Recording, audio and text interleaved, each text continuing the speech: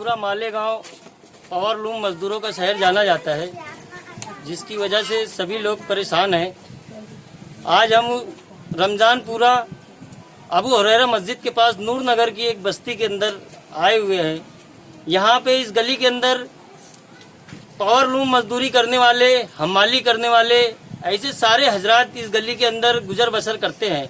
आज 8-10 दिन से पूरा भारत लॉकडाउन है और कारोबार बंद है। यहाँ के लोगों के लिए खाने पीने की बड़ी तकलीफें हैं। आज तक यहाँ पे कोई रिलीफ नहीं पहुँची। आइए हम उन लोगों से बात करते हैं कि उनके घर कैसे चल रहे हैं और उनके घर के हालात कैसे हैं। बोलो। हमारे घर के हालात तो बहुत बुरे हैं, क्योंकि काम धंधे वाला तो कोई नहीं है। मगर जब वोटिंग का वोट रहता है तो सब मेंबर लोग हमारे वहाँ आते हैं घरों घर कि वोट दो हमको। तो वैसा अभी मेंबर लोगों का काम है ना कि हम लोग की तरफ देखने का।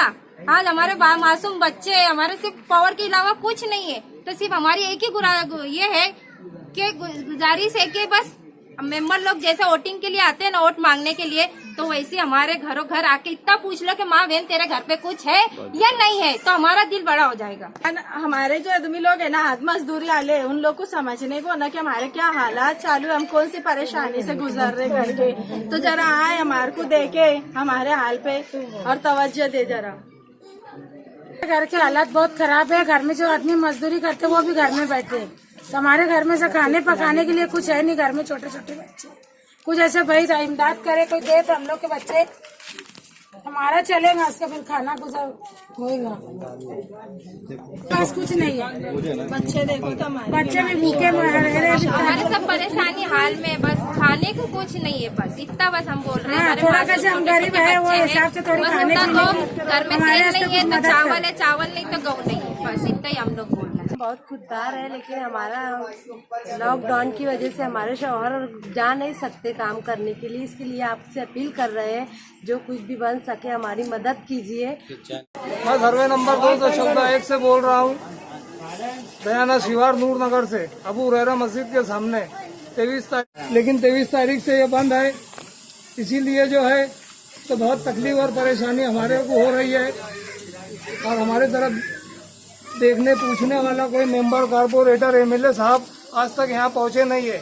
23 तारीख से हम मोदी सरकार के लॉकडाउन का पालन कर रहे हैं।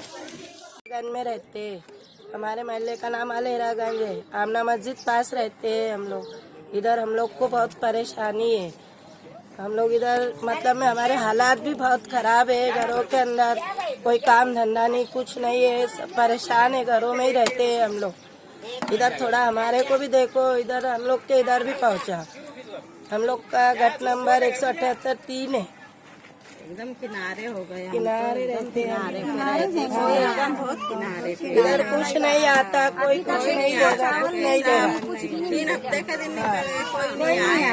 क्या काम करते तुम्हारे घर के लोग? सब लूम चलाते हैं भैया, हाथ मजदूरी करते हैं। मतलब कोई ऐसा सब गरीबों की बस्ती है इधर। तो तुम्हारे घर के लोग, बच्चे जिनके वहाँ काम करते, तो वहाँ से कुछ मतलब पैसा नहीं मिल रहा?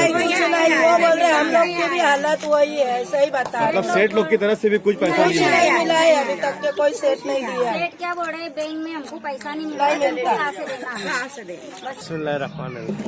भाई हम अलेरागंज 178 गट नंबर में रहते हैं, आमना मस्जिद के पास।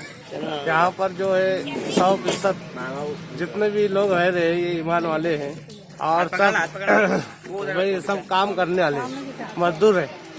और यहाँ पर अभी तक कोई रिलीफ की सिस्टम यहाँ आई नहीं है और सारे लोग परेशान हैं। तो आप लोगों से गुजारिश है कि यहाँ के जितने भी लोगों को है अपनी रिलीफ से फायदा हो, इसके लिए आप लोग पहुँचाने की फिक्र करें।